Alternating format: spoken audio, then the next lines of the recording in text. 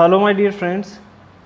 पिछले जो हमारे भी लेक्चर्स थे उनके अंदर हमने पढ़ा था जो प्रोनाउंस है उनके बेसिक डिटेल पढ़े थे कि प्रोनाउंस जो हैं उनके टाइप्स कौन कौन से होते हैं। आज का जो हमारा लेक्चर है उसके अंदर हम पढ़ने जा रहे हैं जो फर्स्ट टाइप है प्रोनाउन का, पर्सनल प्रोनाउन के बारे में। पर्सनल प्रोनाउन जो है इसको स्टार्ट करने से पहले एक नीचे टेबल जो बनी हुई है अपनी दिख रही है, इस टेबल के माध्यम से हम उसको समझने की कोशिश करेंगे कि कौन कौन से प्रोनाउन जो है इसके अंदर आते हैं। इसके अंदर अपने फर्स्ट पर्सन है, सेकंड पर्सन है और इसके अलावा थर्ड पर्सन है। फर्स्ट पर्सन का मतलब यहाँ पर है जो बोलने वाला होता है उसको फर्स्ट पर्सन बोलते हैं, सेकंड पर्सन जिससे हम बात कर रहे होते हैं और थर्ड पर्सन जिसकी बात की जा रही होती है। तो टेबल से इसको हम समझने की कोशिश करते हैं, जो कि यहाँ मैंने लिखा हुआ है अच्छे से समझने के लिए कि कौन सिंगुलर है, कौन प्लूरल होगा, फर्स्ट पर्सन कौन सा है, सेकंड कौन सा है, थर्ड कौन सा है। इसके साथ ही हमने ऊपर लिखा हुआ है देखो सब्जेक्टिव केस और ऑब्जेक्टिव केस।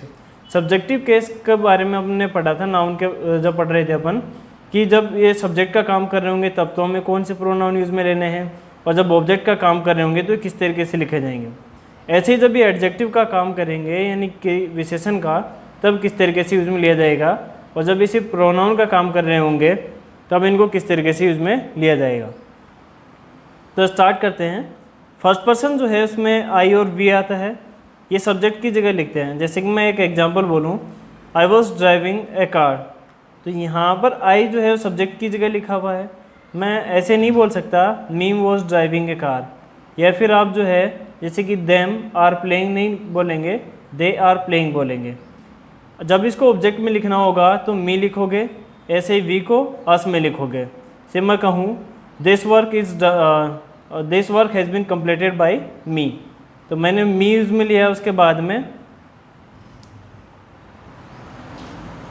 जैसे कि एक और एग्जांपल लिखूँ, I like them, they like me. तो देखो यहाँ पर ने सब्जेक्टिव केस में यानी सब्जेक्ट की जगह तो आई लिखा हुआ है, ऑब्जेक्ट की जगह हमने लिखा हुआ है इसको मी में लिखा हुआ है।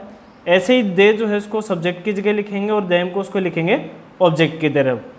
जो यू है उसका सब्जेक्ट और ऑब्जेक्टिव केस जो है वो दोनों सेम ही रहते हैं। एडजेक्टिव जब इसको लिखना पड़ेगा तो ये बनेगा योर, और जब इसका प्रोनाउन की तरह इसको यूज में लेंगे तो ये बनेगा अपना योवर्स। ऐसे जो थर्ड पर्सन है उसमें सिंगुलर प्लूरल देख लेते हैं। जो ही सी इट है वो सिंगुलर की तरह काम में आते हैं।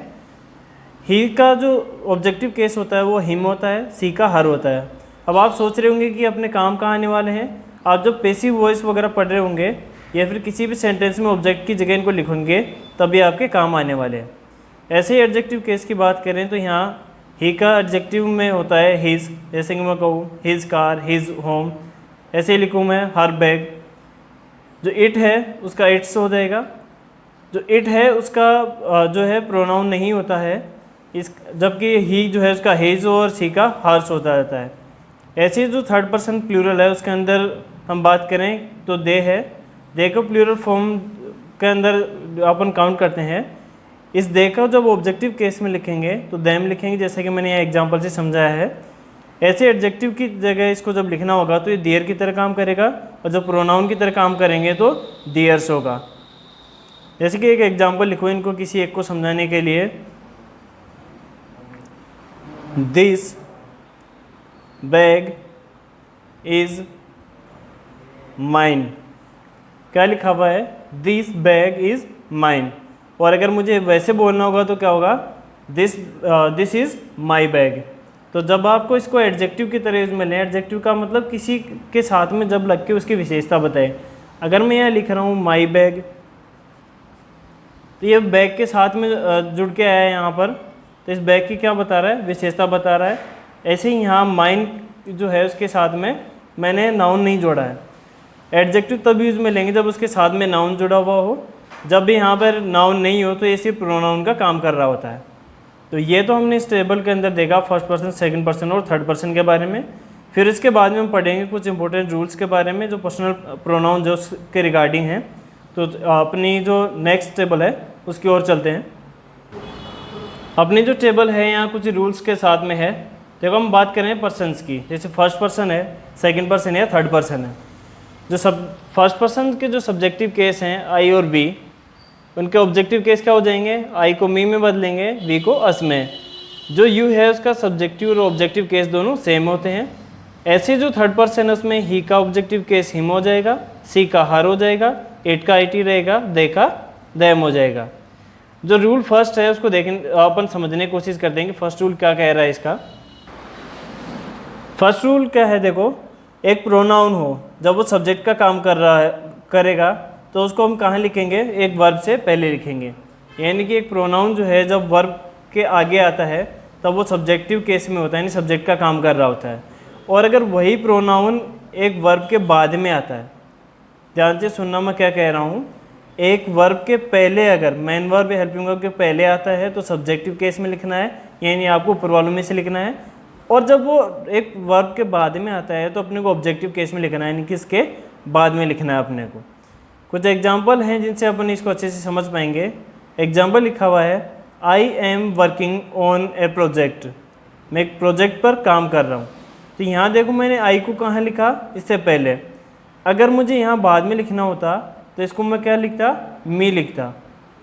ऐसे ही भावेश हेल्प्ड हर, तो यहाँ देखो मैंने इसमें इसको हर लिखा है, जबकि ये किसका जो है अपने देखा जाए तो जो थर्ड पर्सन है अपने उसमें सी का जो ऑब्जेक्टिव केस है उसको हम लिखते हैं हर, क्योंकि अब जो जाहिर सी बात है कि वर्ब के बाद में ही आया है तो इसके लिए अपन ने इसको लिखा है ऑब्जेक्टिव केस में। कुछ और एग्जांपल हैं, ही गेव देम फूड, तो देखो गेव का मतलब होता है देना, ये मेन वर्ब है। वर्ब के बाद में अगर प्रोनाउन आता है तो वो होगा ऑब्जेक्टिव केस में। ऐसे ही देखो यहाँ प्लांट का मतलब होता है लगाना, वर्ब से पहले आया इसका मतलब सब्जेक्टिव केस में है। ऐसे ही है सी हेट्स यू, यहाँ सी सब्जेक्टिव केस में है इसलिए हमने सी लिखा। यहाँ अगर ऑब्जेक्टिव केस होता तो देखो हमने क्या लिखा है, इसमें हर लिखा है और यहाँ सब्जेक्ट की जगह आती है इसको सी में बदल दिया है।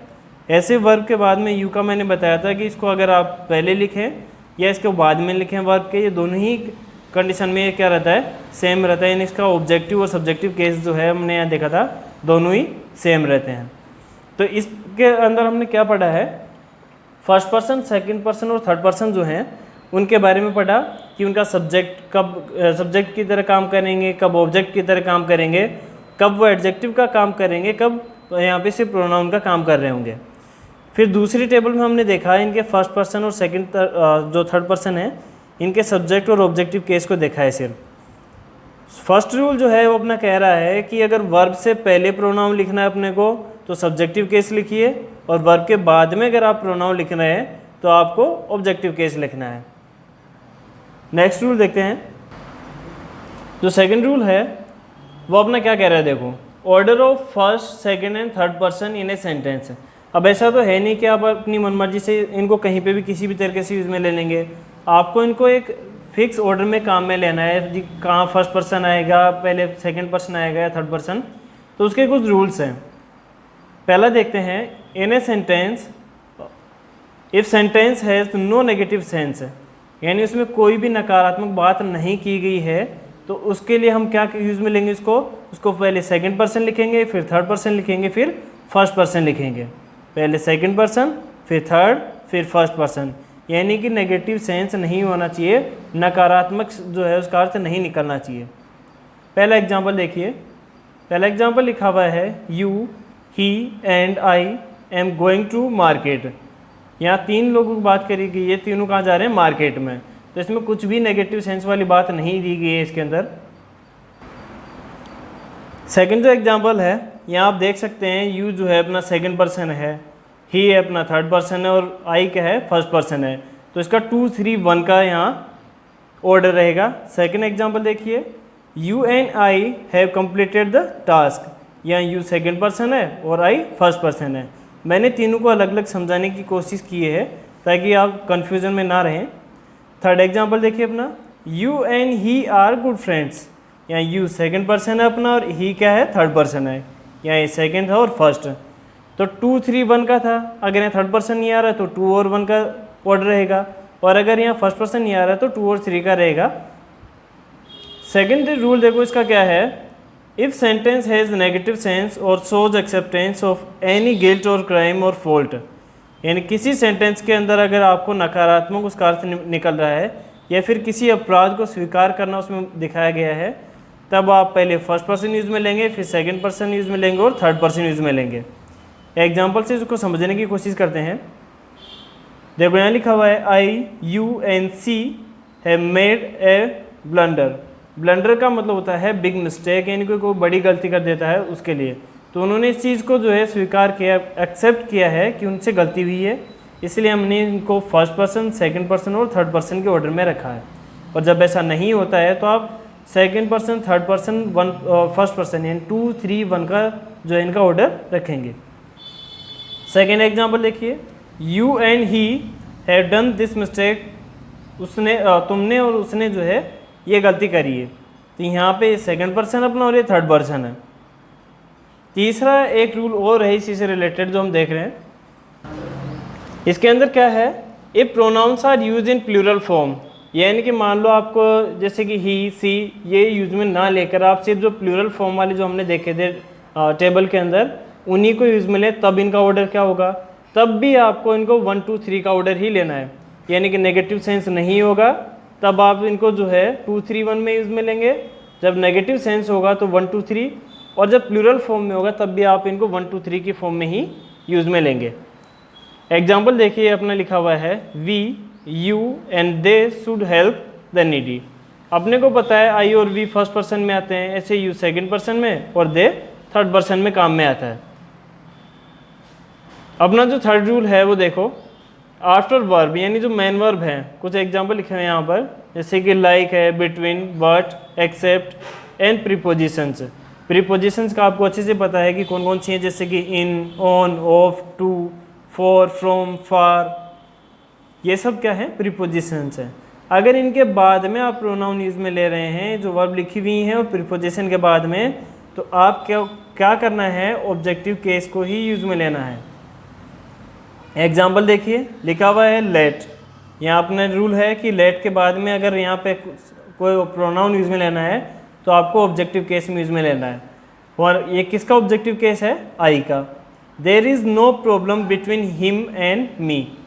अब यहाँ देखा जाए तो ये तो किसका है, ही का, और ये किसका है, आई का। अब बिटवीन के बाद में है जो कि खुद प्रीपोजिशन की तरह काम कर रहा है, तो इसको आप ऑब्जेक्टिव केस में लिखेंगे। ऐसे दे लाफ्ड एट हर, यह मेन वर्ब के बाद में आया है, ये किसका ऑब्जेक्टिव केस है, सी का, तो ऑब्जेक्टिव केस लिखा अपन ने। ऐसे एवरीबडी वॉज देयर एक्सेप्ट मी, यानी मेरे अलावा सब वहाँ थे। जो एक्सेप्ट जो है उसके बाद में अगर आप लिखेंगे यहाँ प्रोनाउन को, तो आपको लिखना है इसका ऑब्जेक्टिव केस। एक लास्ट एग्जांपल है जिसको अपन देखने की कोशिश कर रहे हैं कि जो बाकी के बचे जो रूल्स हैं उनको हम अपने नेक्स्ट जो वीडियो होगा, जो लेक्चर होगा अपना, उसके अंदर अपन देखेंगे। तो इसको देख लेते हैं। They don't like him as he is a bad boy. They don't like him, देखो लाइक के बाद में हिम आया है जो कि ही का ऑब्जेक्टिव केस है। यहाँ दोबारा सेंटेंस एक स्टार्ट हो गया है, इसीलिए हमने सब्जेक्टिव केस लिखा है। तो आपने इसके अंदर देखा कि अगर आपको इन वर्ब्स के बाद में जैसे कि लाइक, बिटवीन, बट, एक्सेप्ट और प्रीपोजिशंस जो हैं उनके बाद में अगर यूज़ में लेना है प्रोनाउन को, तो आप उनका ऑब्जेक्टिव केस यूज़ में लेंगे, ना कि सब्जेक्टिव केस। तो आज के लेक्चर के लिए इतना ही। मिलते हैं अपने नेक्स्ट लेक्चर के अंदर एक नए कॉन्सेप्ट के साथ में और कुछ बचे हुए रूल्स जो हैं उनके साथ में। Thank you.